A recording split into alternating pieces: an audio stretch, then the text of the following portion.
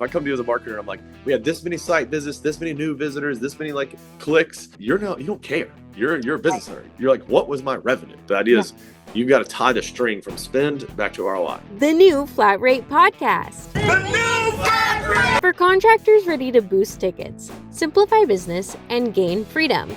Today, we sat down with Kenny Ridgell, founder of Ridge Media, where he helps companies grow revenue through a unique blend of creativity, data, and experimentation. With a background that bridges science, business, and marketing, Kenny brings a fresh perspective on what actually drives results. And now, your host, Danielle Putnam. Hey there, good morning. My name is Danielle Putnam, CEO of TheNewFlatRate. And today I'm excited because I just met Kenny a minute ago, Kenny Ridgell. He says he calls it Ridgell because he's Southern. And 2 seconds in, we're already best friends. So I'd like to introduce you to my new friend, Kenny Ridgell. Kenny, welcome to the show. Yeah, thank you so much for having me. I appreciate it. Love hearing about the new flat rate and all the different entrepreneurs you're helping out. It's a great business in the service industry that's growing right now. And I look forward to talking with you today. Hey, thank you. I appreciate that. Kenny, I know that you're a very successful and interesting entrepreneur, and you have done a lot of things. So I can't wait to dive into some of these stories today, and I hope our audience can really learn from your journey. But I want to start by talking a little bit about Ridge Media and what it is that you do now with the company you founded. Yeah, absolutely. Ridge Media actually started when I was in college. I founded an app when I was in undergrad and then parlayed it into an ad agency. I started in Charleston, so naturally the main core business there was hospitality. But quickly I learned a lot of different like service-based businesses were servicing these, large hotels or small bed and breakfasts. Particularly the age of these properties require a lot of maintenance from a variety of different partners. And Mm-hmm. through that, I just, naturally grew relationships and then started working with a lot of different service partners. Moved back to Greenville, South Carolina, which is a big manufacturing capital, not nearly as much hospitality. So the service industry kind of grew and it's probably like our biggest sector of our company right now, actually. Very cool. And Kenny, correct me if I'm wrong, but right before we pressed record, you were telling me how you've kind of built up your customer base looking for like these customers, these homeowners, they spend money with HVAC, electrical, plumbing. So you work with those companies, but these same homeowners also work with what other services in town? Yeah, so we call it the three H's. You got home services, you got healthcare, and you got hospitality. But really, at the end of the day, like we always like to think of it from a marketing perspective, which is when we start getting a little nerdy. We start looking at like our avatar or our personality or our target audience. A lot of times, those like the disposable income homeowners, they're going to basically go to the same plastic surgeon. They're going to go to the dermatologist, the ophthalmologist. They're going to stay at luxury hotels, eat fine dining, but they're also going to get their home service with their HVAC, their plumbing, their electrical, all those different needs. Shoot, it might be roofers, deck builders, whatever. But at the end of the day, same homeowner with a disposable income is spending his or her money in a variety of different ways. We'd like to control the marketing and narrative. Once we figured out how to find that customer, that luxury, income person, that basically unlocked an entire like demographic for us. So whatever they're purchasing, we're trying to, get in front of them. Yeah, and the reason I love that so much is because I think that as entrepreneurs and business owners, it's easy to forget and get narrow-sighted and think, okay, this is the product or the service that I sell, and this is who I sell it to. But you just mentioned so many other ways to sell your services, still influencing that buyer at the end of the day for your customers, which is interesting. Yeah, and at the end of the day, like we're a data analytics like nerd company, right? Everything we Mhm. do is driven by like the back end of the internet and all the like different algorithms and the machine learning. So once you've kind of understand how to talk and you get these people to make action and take actionable items, I will say they're a finicky bunch, in terms of the income, the high income Mhm. earners. But at the same time, once you kind of understand their language and how to talk to them, and you've unlocked that like passageway, you might as well just try and go, grow that vertical. So we call it like we're vertically integrated on the luxury disposable income homeowner. Yeah. No, I think it's really wise. It's wise to go deep there and to find out where your niche is and then all the different connects, which is really cool. Hey, I believe that you're a serial entrepreneur. And so you've co-founded multiple companies in your young life. You've not yet hit midlife crisis where you're like, oh my gosh, what am I doing with my life? Exactly. But you found that you're building Ridge Media, and that's your main company. But so many of us on here today are entrepreneurs, serial entrepreneurs, and so we've started. We've got ideas, and we're constantly chasing these ideas and these squirrels. But I would like to talk about just how have you found through your journey the importance of keeping the main thing and growing the core business and learning to let go of the ideas and the businesses that really didn't serve you along the way. Absolutely, yeah. So one of the examples she's talking about or discussing was a company called Trash Force, which was valet waste, but we employed specifically like police force members, veterans, and people on those realm that wanted additional income.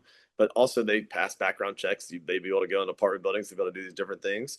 And we like started and scaled and grew that and did a couple different other ideas in terms of like entrepreneurship pathways. We don't need to digress into those. But at the end of the day, the one thing I found was that as my professor told me in college when I started the app, he was like, I think you're much better at just marketing. And so I've always thought it was like a hub and spoke model, right? Because you have this agency that can be your hub and you have the spokes coming off of it. But I think most accurately and most recently, I had a consultant tell me, you can't start running the wheel until your hub is fully built. He was like, like, let's focus on building this hub and then you can grow your spokes out. But he was like, right now, the business is still in like major growth mode, very kind of dependent upon you and your involvement. I do have like roughly 40 something vendors or subcontractors we work with in total. So our team is pretty large. But at the end of the day, Mhm. it's like, let's focus on making your hub perfectly round and let it roll. And then you can start adding spokes on and make a full wheel. I'm like, that's a really good visual and a way to think of it. But yes, focusing on the main thing is kind of the concept behind all that, right? Like you can't just distract yourself from the core business. And I think too many business owners, like I've heard it called, you get struck by lightning and you think, oh, my odds of getting struck by lightning do increase after I've been struck once. It is still very hard to be struck twice. Yeah, and that wheel and spoke that's a good analogy, and something that I always think of too is just where are you in the maturity level of your business, right? It's like you're born your startup. It's like figuring everything out, very dependent on you as the owner. And then as you mature, you go from, hey, I got to be involved in everything, and then your business is crawling, and then it's walking, and then it's a teenager, and at all these different phases, it needs different things. Eventually, it needs middle management, it needs you to step away more and focus on strategy and long term. And so through these levels of maturity, I love what these people are telling you of wait, let's get this business very sustainable and let's get those processes in place. We talk a lot about processes here. And let's get those processes in place so that it can actually be a very solid functioning business. And then it's okay to dabble in the other entrepreneurial things. Is that kind of what they're saying? Yeah, exactly. And I do think part of it is like if you boil it down to the simple concept of you know, we really want to focus on what we do well, and then other opportunities will come out that present themselves that are like actually ancillary. Like for example, trash isn't really something that ties right back into the core business. So I think if we're going to use the hub and spoke model as our kind of concept, we better like make sure that they actually spur off of a media company that gives you value add. Like for example, I've worked with a couple different like HVAC. They had all three services by the time they sold. But I worked with a couple that like very mature legacy businesses. I would say the way that we started was, look, we have a lead in our local community. We're pretty well known, but we know the competition's coming in. We want to keep our lead and we want to extend it and scale our business. You see those people kind of take their business from maybe 5 to 7 million to like 20, 25 million, then they exit. And you're like, okay, maybe I should start an HVAC company. Maybe I should get involved in this. And it's like, Yeah. okay, again, like that actually ties back to the business. Like that would make more sense because I've learned how to like actually scale and grow and market and talk to customers in that realm. I've learned that industry. Why would I Mhm. go to start an entire like if I learned that, why do I need to start a mechanic shop? Like at the end of the day, Mhm. I've already learned all this stuff and all these nuances in terms of I know way more about HVAC, plumbing, and heat and electrical than I should possibly know as an agency owner. But at the end of the day, that's a good example of like you could use the hub and spoke model, and that could be your spoke is like trying to start an HVAC company. Which is really wise too, because expertise takes time. And so if you've learned the nuances of those businesses over time, then you can be starting a step ahead instead of all the way back. Exactly. And you get to learn on someone else's dime, right? I've always heard OPM. If you can use other people's money to train yourself, it's kind of like going to college with a free education on a scholarship. Yeah, it would be so nice. Yeah, so nice. Uh, the other day, my 10-year-old, my oldest, she says, we're in the car. All of us are in there, the whole family. And she's like, hey, are you guys going to miss me when I go off to college? And I was like, oh, you're going off to college? Shoot. Yeah, we're going to miss you so much. You never have to leave. You can stay here forever, never leave. She's like, I wasn't talking to you. I was talking to my brother Luke. Oh, but you said you guys. I thought you were talking about all of us. She's like, no. But ultimately, Kenny, what I was thinking was, I thought that we weren't going to college. I thought we weren't going to do that route. I thought we were going to thought you were going to be a baker. I thought we were going to go to trade school.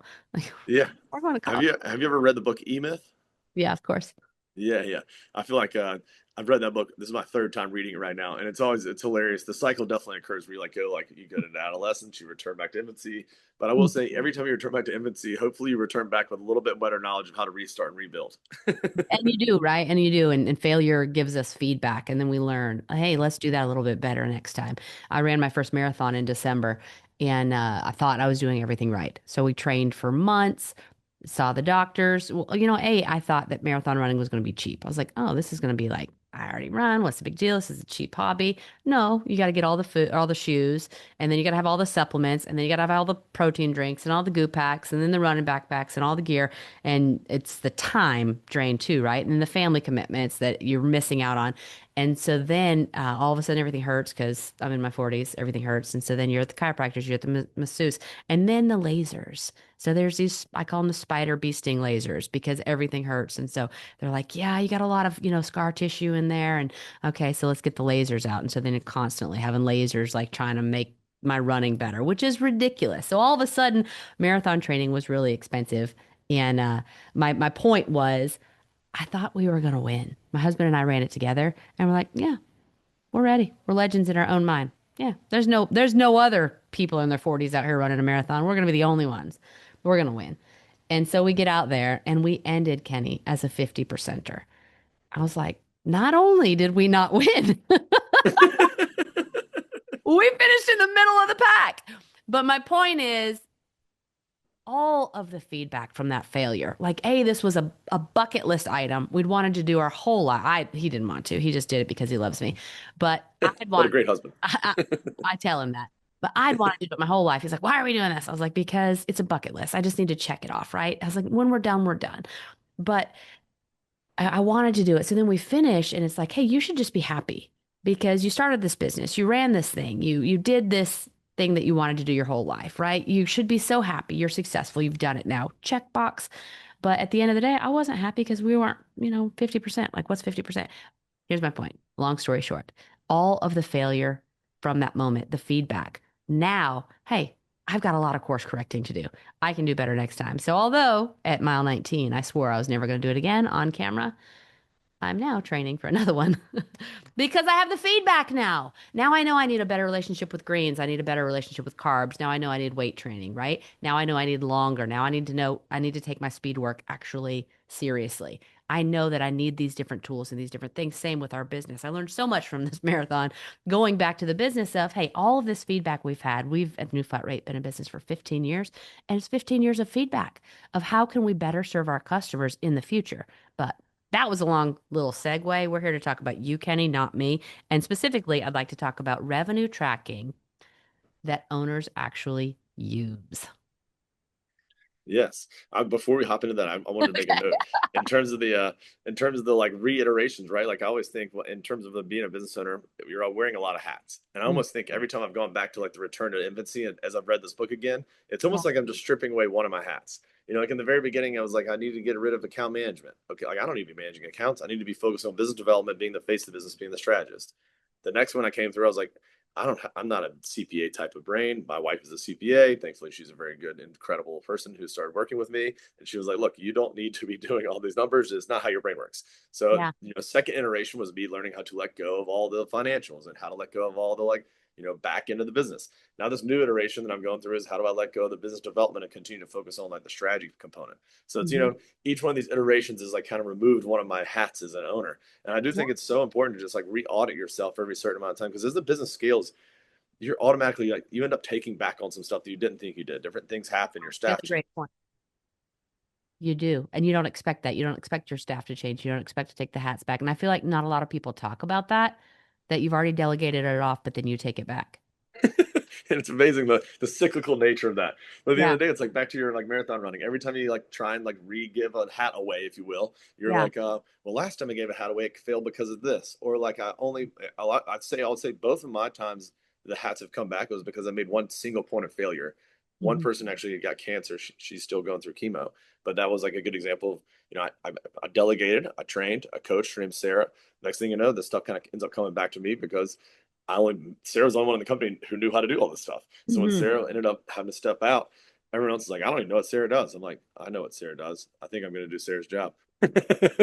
Right. And then you're like, okay, well, not. And then the same thing happened with the financial stuff. My wife got pregnant. She was doing our finances. So next thing you know, I'm doing all the finances as I'm going through. So it's like, okay, good example. Don't put single points of failure. You need to train more than one individual. You need to train a department and you need to make more processes. I love that you said at the very beginning, we're focused on processes. And then I Yeah. think that's a very important piece too, is just because I take everything in my brain, give it to one other person, now still just in their brain and my brain. And we didn't ever put it on paper. You got to make Mm, sure you put it on paper, make the process, make a standardized idea, so that when you do delegate, you can actually like scale and manage.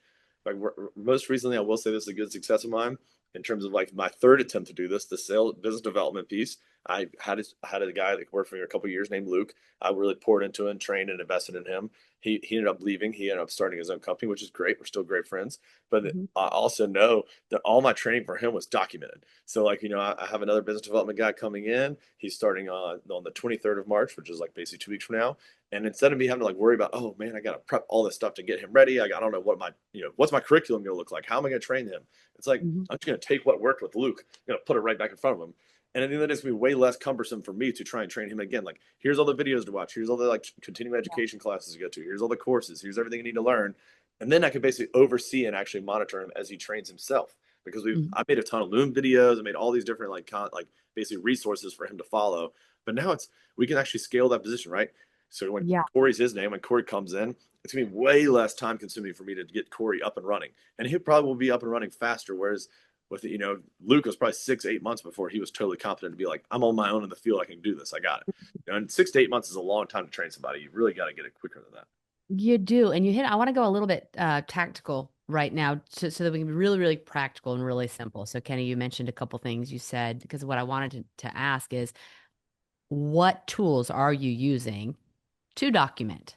So that other business owners can be like, oh, yeah, that's a great way to do it. So you mentioned Loom. And so you have a team member, they've got a position and you want to document it. So Loom is screen recording and videos, right? Correct. Yes. Okay. So Loom, and then where do you put that? Yeah, so I got very lucky. I have a client that does continuing education courses for college. And Mm-hmm. so she builds like basically she kind of exploded during 2020, 2021 as everything went online. So a Yeah. lot of these colleges like tasked her with the idea. She was a professor at Clemson. They tasked her with the idea of like, hey, can you take these courses and put them online? So she started making this framework of this like online learning model. I was able Mm-hmm. to basically plug in, use her modules, and we create our own. But there are a ton of different structured programs you can purchase online. I'm not the Mm-hmm. most adapt to like Yeah. all the names and whatever the best one is today, but there are a ton of different like online certification or training modules you can build out yourself that are basically template based, and then you can make it. It'll thankfully for AI now. I usually had it even make me tests, right? So it'll watch my video, take my transcript, and it will make it create either multiple choice test, an essay test, and then it'll actually grade it for you.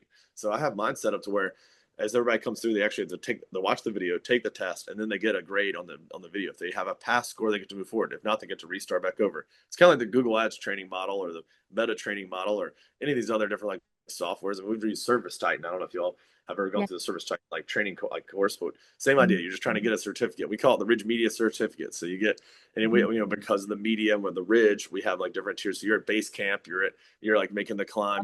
So we have each one of those independently branded, making it a little bit more fun. And we do have prizes if you make certain scores and you make it in a certain timeline, trying to Mhm. incentivize people to get trained quicker, which is gamifying the system, right? Everybody wants a game, everybody's competitive. How do we make it we have like records. So like last person who came through did this in this amount of days. Most people come in, they're like, he did it in 34 days. I'm gonna do it in 33 days. So now you're just like creating this opportunity for people to like self motivate rather than you having to like, because I always call it, like you have three opportunities of motivation, like the carrot, the stick. I don't know if you've ever heard these like terminologies, but carrot's like dangling something, getting someone to work forward, like a promise. A carrot's like, I mean, a stick's like, basically you're being you're being a constructive critique, and then you have intrinsic motivation. And I feel like trying to like leverage that intrinsic motivation rather than dangling in the carrot, maybe at play, of course, with those little different like games, those different competitions. But a lot of it's intrinsic motivation, just the fact that even if we didn't give them a bonus or whatever trip they get at the end, if they do it in a certain amount of time, if they just beat the person in front of them that did it before them, there's a little bit of intrinsic motivation there. Yeah, and I think that intrinsic motivation is the one that's not talked about as much. So great point. And I love how you aligned it with the other two, the carrot, the stick, and the intrinsic motivation is that you've got three different options to motivate your team. And if you can tap into that more, that's a great point. Yeah, and I'm not much of a stick guy, But so like Yeah. I prefer to like do the old trying to how do we like tap into the everybody has some level of intrinsic motivation. And I think Hmm. that I give you the example of this perfectly. In my office, there's a couple of the women that have been with me for a very long time. I always joke they wake up like 5:30 in the morning, go to the gym. But I always joke, I'm like, look, if somebody told them they have to wake up at 5 or 5:30 in the morning and go to the gym, they probably are the type of people who would just be like, no, you can't tell me what to do. I'm not gonna. Actually, suddenly I don't want to go to the gym at 5 a.m. I like they're intrinsically motivated themselves to get up and go to the gym. I do think like That's I do funny. like I do think like back to like the core competence of these service businesses. I think a lot of the people who are in this industry they are like self motivated. They've decided to get these certifications. They just need to have that like potential and that like drive unlocked and untapped. So like one Mhm. of the things we've done with our individual employees at like our service based businesses, this is like kind of a little marketing tip and trick, is we make competitions between who gets the most reviews. So you can basically take all your text and say, hey, here's your QR code. Every time you like feel like you had a good customer interaction, obviously don't ask them for a review just to get the review. It's gonna be bad. And then so we actually and then the total amount of stars they receive for the month is how we view it. So it's not a matter of single number of reviews, it's total number of stars. And at the end of the Interesting. month, we actually give prizes away to all the techs whoever got the most amount of reviews because at the end of the day, we all know that reviews drive the business online. And how do you Mhm. like motivate your employees to get more reviews? I fuck, we have said that to our blue in the face. Yeah, we have. Some people get it, some people don't. At the end of Yeah. the day, like okay, well, everybody has a motivator. How do we push that intrinsic button to get them to get more reviews? Yeah. Yeah. And if you're sitting there just by yourself, like, how do I find what motivates my team? That's hard and you're busy, right? But so that's why I think it's great to hear your ideas and others and look around and what are other people doing and to talk. These are things that we need to be talking about as owners all the time. Is what are you guys doing to something else that I've been talking to people about is how do you manage this workforce today as far as so hybrid, right? Some of the trucks are dispatched, some of them stay at home, they drive home. All there's just so many different work schedules these days. We've got our W-2s and our 1099s and it's just so much of a mix that how do we manage? And I love talking to other people of, well, we decided for the business that this is our policy. Oh, cool. Interesting. It's like I don't want to do all this thinking on my own. It's group think. I'm utilizing all the group think I can right now. I love to believe everybody else is smarter than me. Let me see what they're doing. Yeah, even I'll give you an example. We worked with a probably like a 45-year-old HVAC business for like the last decade. They actually just sold to private equity, so it was one of the successful exits. But I remember one of the first things that would happen when we first started with them, the calls came in and they couldn't quite keep up, but they kept hiring more trucks Hmm. and they kept hiring more trucks and they kept hiring more people. But they kept saying turn the ads down for we'd go on and off because they were just so busy. One of the first things actually a consultant worked with me, and he was like, "Let's go over there and spend the day there and see what we see." So we I just like spent the that. full day and we watched the techs come and go. You'd be shocked at how many techs were coming back to the office, even the ones that had their truck at home because they needed certain tools. So they Mhm. might be 45 minutes to an hour away from the like the home base. They'd have to come back because they needed to get equipment or tools. So we instituted, which has nothing to do with marketing, but we were just trying to figure out how they could scale. We Yeah. instituted an inventory checklist and we did a checklist on the iPad. And before these people could log in to access their thing, we had it locked if they didn't do their inventory. So they couldn't get their route. They couldn't do anything unless they filled their inventory checklist out. What do I have? That way, before you start your day, because if we're looking at like a circle and these guys are like, driving outside their outside ring of the circle, we don't want them coming all the way back to the office in the Yeah. middle of the day twice to get the day. So here's your sheet of like your jobs today. Here's the tasks. Here's your inventory list. Please check your inventory list. And thankfully, you use like AI actually to power. We made like a Zapier webhook that would Hmm. take the jobs and it would pipe in what exactly they needed in terms of their inventory in their car. Okay, you're doing an installation today for two more units, and you're doing for HVAC units, and you're doing also a tankless water heater. Okay, for the Renai water heater, we need to get this. For these two installation jobs, we needed these tools. Okay, do we have enough of these individual pieces of equipment to go and make all these three installs today without me having to break an hour or really 2 hours if you turn around and drive it back? And then that Hmm. was when we basically got introduced to Service Titan because we also found a lot of these like technicians were coming in from places where the other guy was going. Like I'll use like in Greenville we're like a hub, but people are coming in from like basically the north. Somebody's coming in from the south, and they're basically driving past each other on the highway. And they had routes, but they're using Google optimization routes. They're just putting it in every morning, having basically the CSRs, customer service reps, print out this route, handing it to them.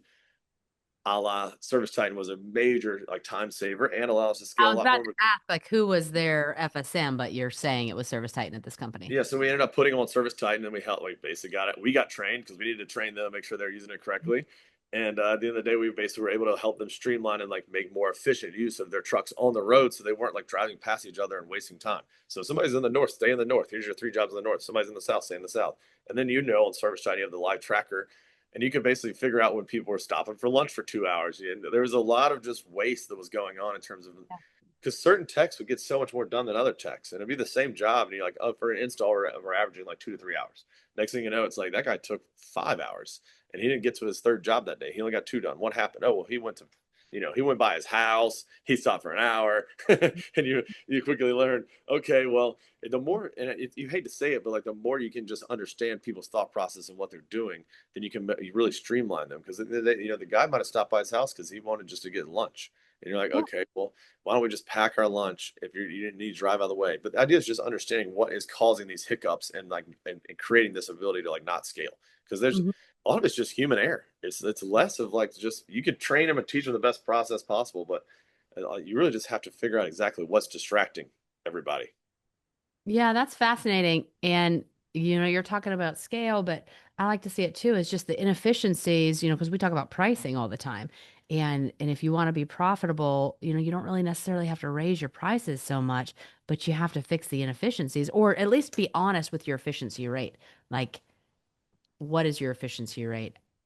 Are you billing for what percentage of hours, like out of the workday? What are those true numbers? And if we can find out where we are today, are we actually using our true billable hour? Our billable hour needs to be set based on our efficiency. If we're running at 60% efficient versus 100%, because we're not at 100%, nobody is, then what do we need our rates to actually be?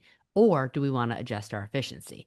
And so we've got all these levers in business that we can pull. But to your point, we got to have some visibility first. Let's find them and then we can make decisions for doing that. I told somebody yesterday, uh, I said, every business has got inefficiencies. It's terrible. It's just how much of the hemorrhaging you can actually put up with, right? And Right. and then at some point you get tired of it. You're tired of the spend, tired of pouring money into something, or tiring of, I think you were telling me a story earlier, tiring of paying to go do the work. I say that a lot is if we're not priced correctly and if we're being inefficient, we're paying our customers to go do work for them instead of actually making money in business. What are we doing? So at some point we have to get fed up and say, you know what? One thing at a time. Let's start fixing this because it doesn't Yeah. all happen overnight. But I love what you guys did with that company. That's fascinating that you looked at the efficiency, but you're a media company. Interesting. Right. And in the day, well, as a media company, I will say, like, the one thing I've learned is we grow with our customers, but if our customers can't grow, we can't grow. So you end up trying to figure out how to get your customers to grow so that you can grow. I always say we want to cheers in 10 years. Like the idea is like we want to stay together as a long-term partnership. We're trying to get in this thing. We want to make you more efficient so that you can actually grow, because as their business grows, their marketing budget grows. And then we end up like, kind of going in unison with them. So we've got to Mhm. figure out, how do we unlock that growth?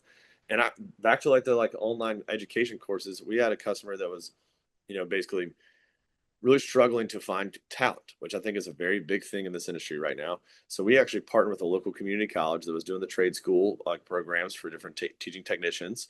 And then what we found was, they needed a sponsor. So wink, wink. We came in as, not we as our agency, but as the customer, and we actually created a course that was our online learning like certification course. We unbranded it from the property, but it was more or less the training techniques that they would teach to their new staff members. The best part being, the teacher was able to say, hey, look, this was provided by this local company. If you get out, you're now trained to go work for them. And we gave them a preferential signing bonus where we would pay back their school if they stayed and worked for 2 years. So Love it. we basically set up an entire model. We made the partnership, we made the online education, we filmed the videos, we helped set the online course up. We worked and basically created a new pipeline for new Mhm. technicians to come in.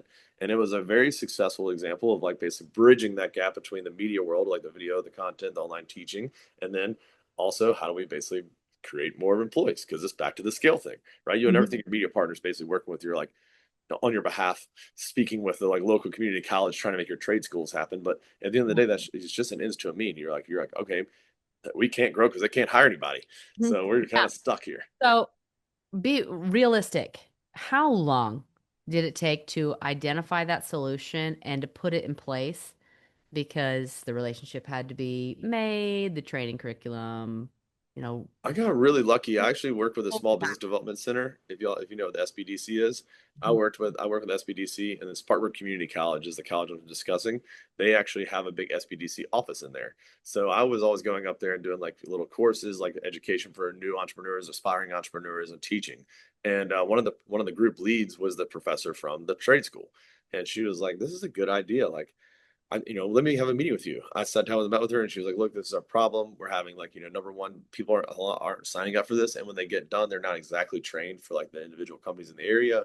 We have an opportunity. Do you have any clients?" So I kind of already had the relationship from a previous life, and Yeah. she brought me the need. So it was way easier to like package and bring right Yeah. to my customer and say, "Hey, look, I got this new opportunity. You could come over here, and we could basically," and it really worked out really well to where, I would say probably within a year we had the program up and running. Hmm. Okay, perfect. I'm so glad. I'm glad you didn't say 3 months, right? Because it was a great program, but it took a year. And I think so many business owners are stuck at a level, they're frustrated that they can't grow, and they assume that everybody else just grows overnight. And oh, let's 10x instead of 2x. You just got to find that right thing and scale your business. No, it takes strategy, it takes time. It took a year to get a program in place to fix their hiring problem. But Right. then And a year later, like what would your life be like if in a year your hiring problem was fixed? Will you actually invest that year? And so, as businesses, when I love how you said, let's cheers in 10 years of this is a long term game. What problem do we need to fix now? It's going to take time. So, let's stick with it until it's solved. And then let's move on to the next one. But that we're not trying to just double our company overnight. We want it to be sustainable and it takes time. So, we need strategy. We need to think through these things. Tony Robbins says all the time, there's no lack of resources, only resourcefulness.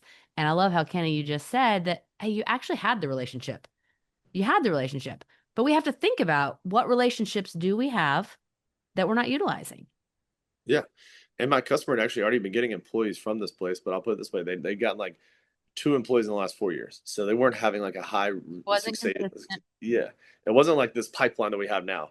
I think the last time I talked to them, the private equity group that came in and bought them. So I know that's like sometimes a bad word, but but the PE group that came in and bought them, I actually had a meeting with one of the owners in there, and he has 297 across the country. So Mhm. I sat down with him and some of their different reps as they purchased the company. How many people are coming through? Can you help us do this again on another, like on a national level? Can you help us do this at scale? And then I just inquisitively was like, how many people came this past semester through to y'all? 12. So I mean, 12 new techs came right out of the program, graduated, and started. I think they have a retention rate of 80%. So I mean, that's really, really high. And if you Yes. can have that like level, so out of the 12, right, we basically assume like nine are going to stay. You basically nine or 10.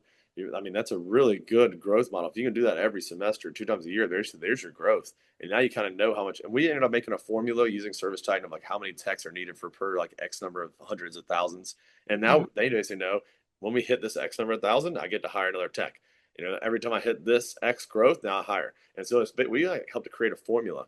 Mhm. And taking it one step further, like customer service reps centers, sometimes like I don't this is like just something I've seen. I don't need to judge, but a lot of times they will have a customer service rep play a lot of different roles.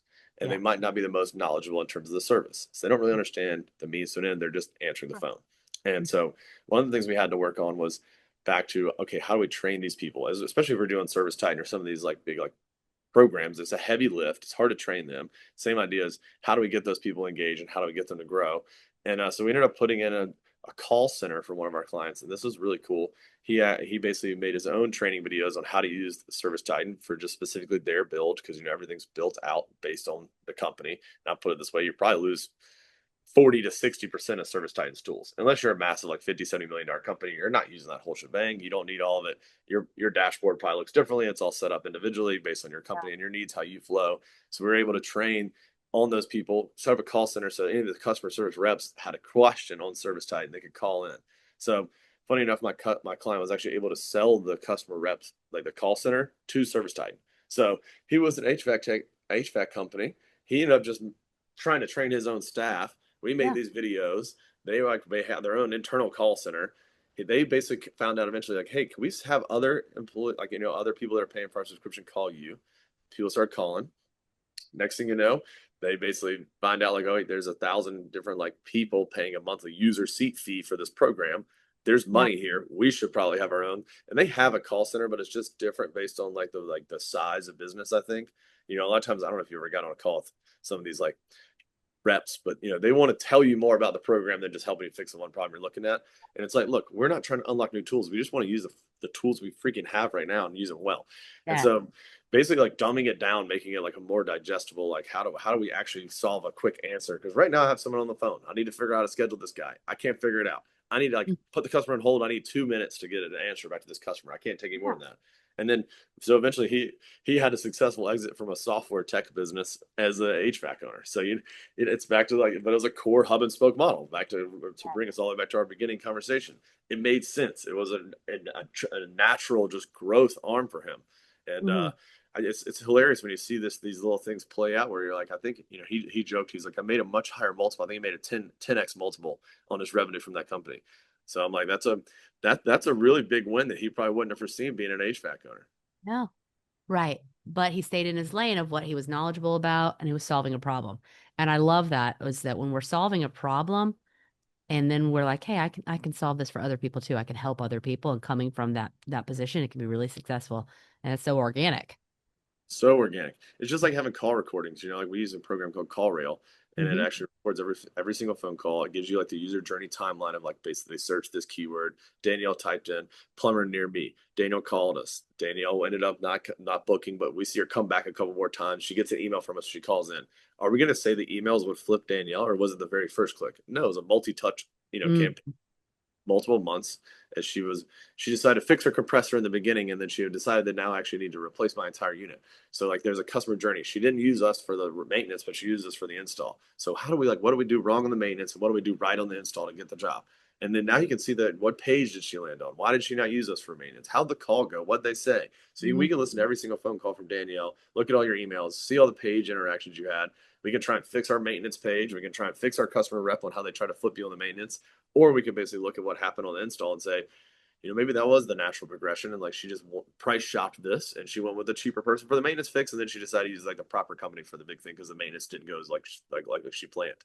So it's really cool just being able to like take the curtain back, see the customer interactions.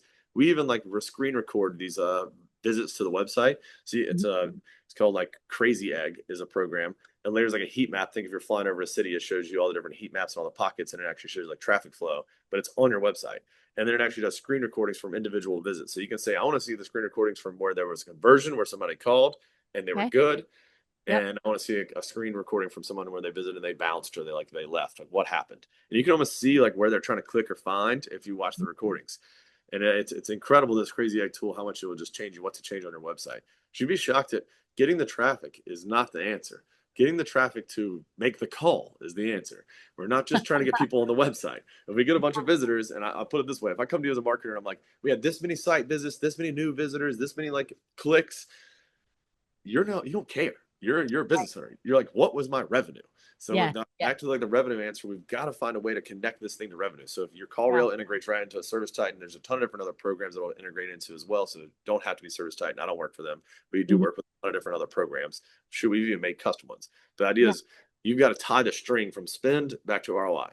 And so Yeah. back to your example, Danielle clicked 4 or 5 times. She got an email marketing campaign. We can basically allocate the individual budgets that it took to get you in there. We can get a true cost per close for Danielle.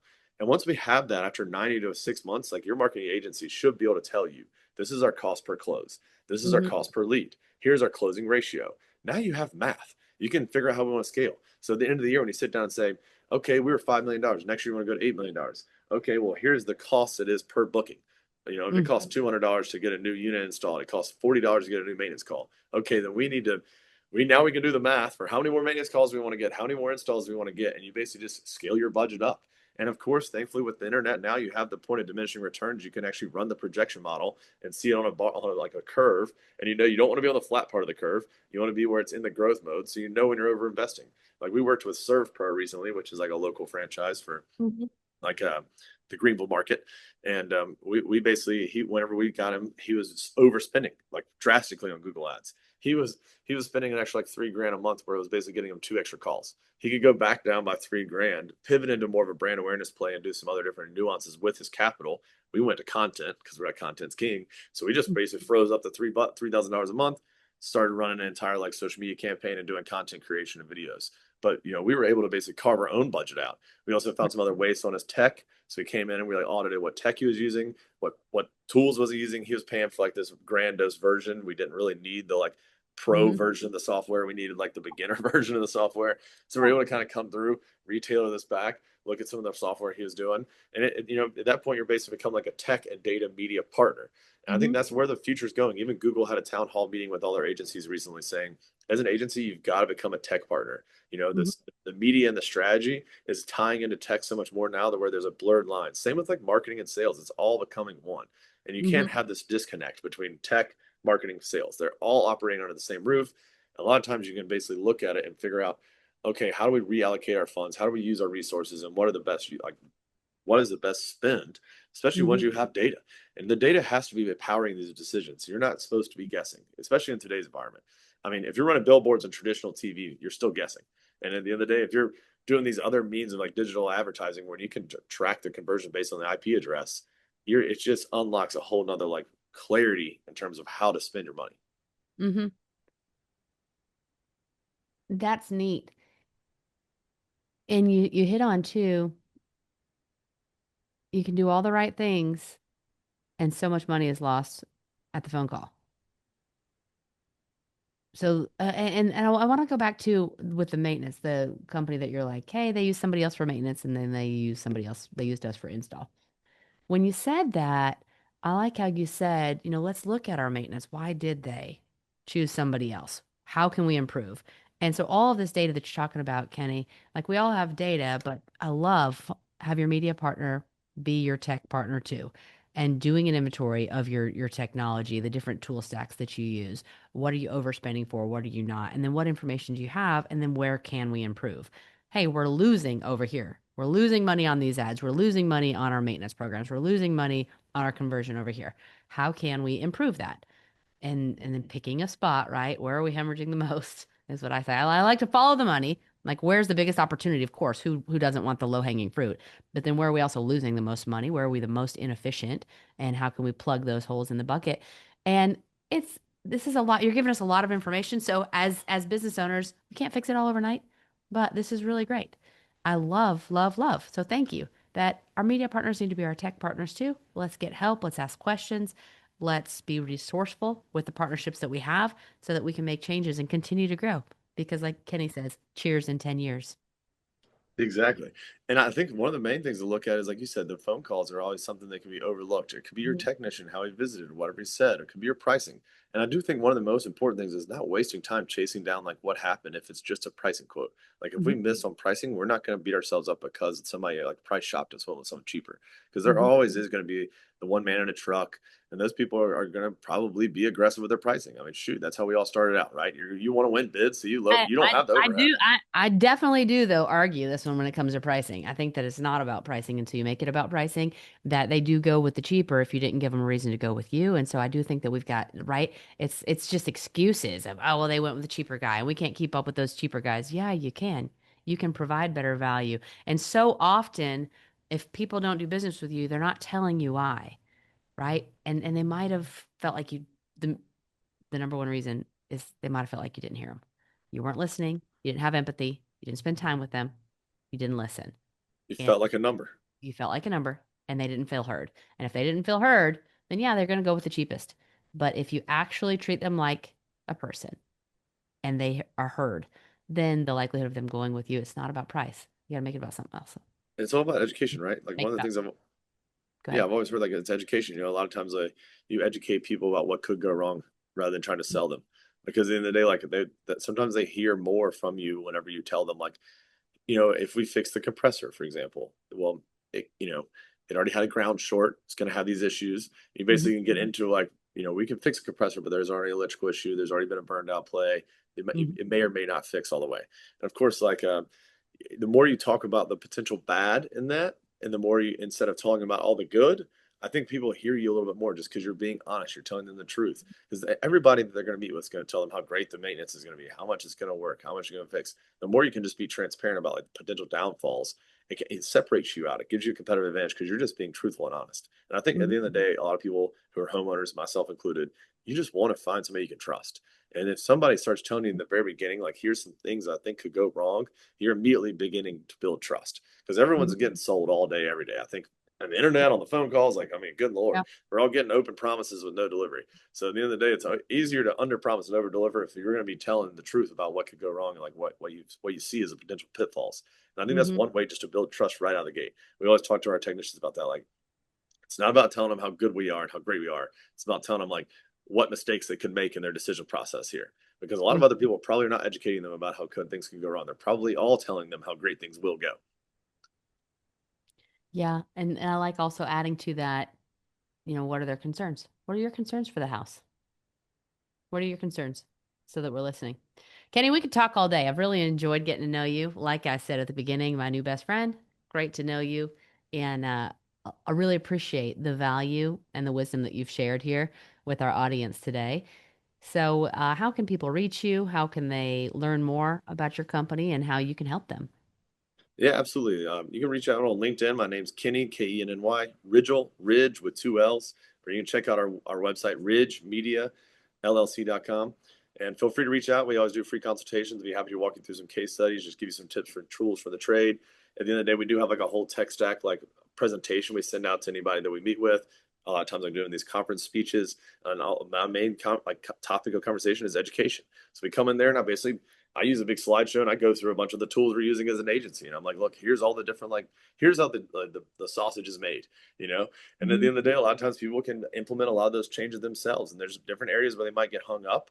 But I mean, whether you use us or not, using it, leveraging this information and giving it to your current agency, a lot of times is just going to unlock more. And I'm Mhm. truly in the belief of like relationships are everything. It's not a matter of like, monetary value. If you give value, you give more value than receive. People will remember you, and it all kind of comes back. At least it works in the South. You scratch people's back, they scratch yours. So I think that would be like the one thing I would say, right, ask everybody to do is please reach out. I'd be happy to send you a lot of the research we've done, a lot of the tools we've done, walk you through some of these case studies.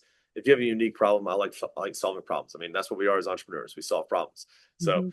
Yep. please feel free to reach out, and thank you so much for your time, Danielle. I enjoyed talking today, and like you said, we could talk all day. Thank you so much though for keeping us on the rails and getting us through the show. It was awesome. Yeah, it's great. Great to have you, Kenny.